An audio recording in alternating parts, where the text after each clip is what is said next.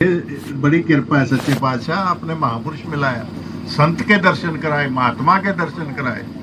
अब कई बार क्या होता है, हम धन्यकार भी बोल रहे हैं लेकिन उसके गुण अब दोष देख रहे हैं महात्मा के, भाई ये तो ऐसा आदमी है, ये तो ऐसा है।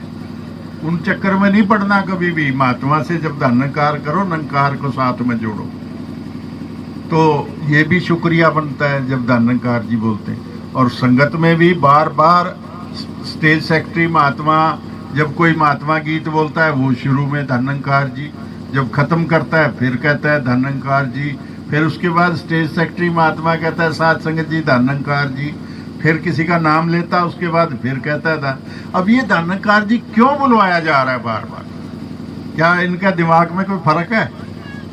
वो हमारे लिए बुलवा रहे हैं और हम चुपचाप बैठे रहे।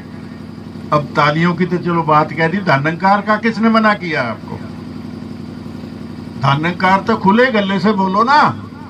अब ये जो आपकी रसना है, गला है, जब इससे बोल के देखो, आप थोड़ा सा जोर से धन्यकार बोल के देखो, देखो आपके शरीर को कितनी ताजगी मिलती है, कितनी शांति मिलती है, कितनी संतुष्टि मिलती है, कितना सुकून मिलता है। तो क्यों ना लें इस चीज को हम? तो एक बार दास के साथ खुल के बोलो, सारे प्यार से कहिए धन्यकार जी। हाँ, ऐसे बोलना है हमेशा।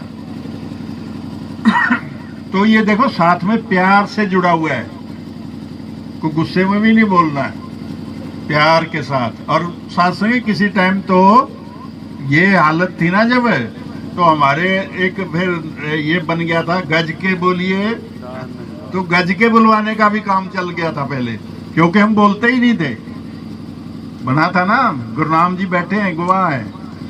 तो ये भी कभी बुलाया जाता था, गज के बोलो प्यारे हो, तो क्योंकि आवाज ही नहीं आती थी, अब भी नहीं आ रही, अभी गज के बोला है तो फिर गज के बोलो प्यारे हो धन्यकार जी। साथ संगत ये इस बात पे विशेष समझने की जरूरत है। जितने बार शुक्रिया करोगे, ये सिमरन हो रहा है आपका मुफ्त में।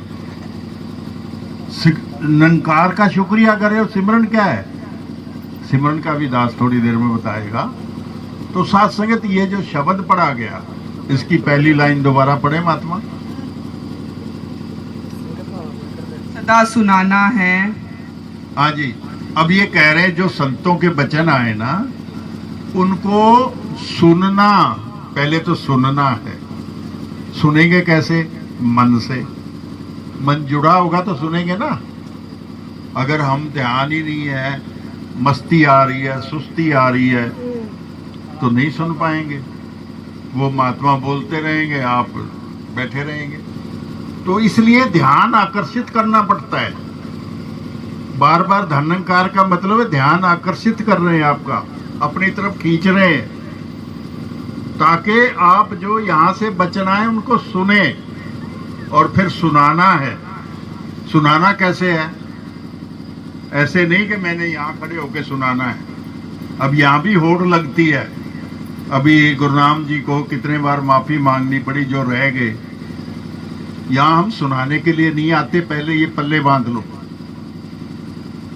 क्योंकि आप जो सुनाओगे वो आपके कर्म में नहीं आया तो पाप कर रहे हो। सीधी सी बात है, क्योंकि ये कर्म में लाना है बहुत जरूरी है।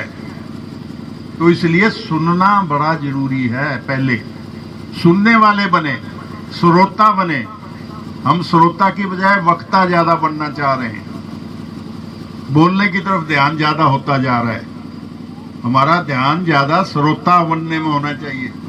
बाबा हरदेव सिंह जी अक्सर कहा करते थे, वक्ता की बजाय जितने श्रोता बन जाएंगे, श्रोता का भाव है मन से सुनना, फिर कर्म में लाना, वो होता है श्रोता। ये नहीं है कि सिर्फ सुन लिया। जैसे वो कई बार एक मूर्ति की मिसाल दिया करते थे कि किसी आर्टिस्ट ने मूर्तियां बना दी, उनकी अलग अलग कीमत रख दी। एक मूर्ति की कीमत बहुत ज्यादा रखी थी और जिसकी कम कीमत थी वो किसी ने पूछा, जी इसकी इतनी कम है, उसकी ज्यादा है, तो एक सी फर्क तो कोई है नहीं। फर्क क्या है फिर? क्यों ज्यादा कीमत रखी उसकी? कहते जी इसके कान में तिनका डालो तो आर पार निकल जाएगा। दूसरे की कान में तिनका डालो तो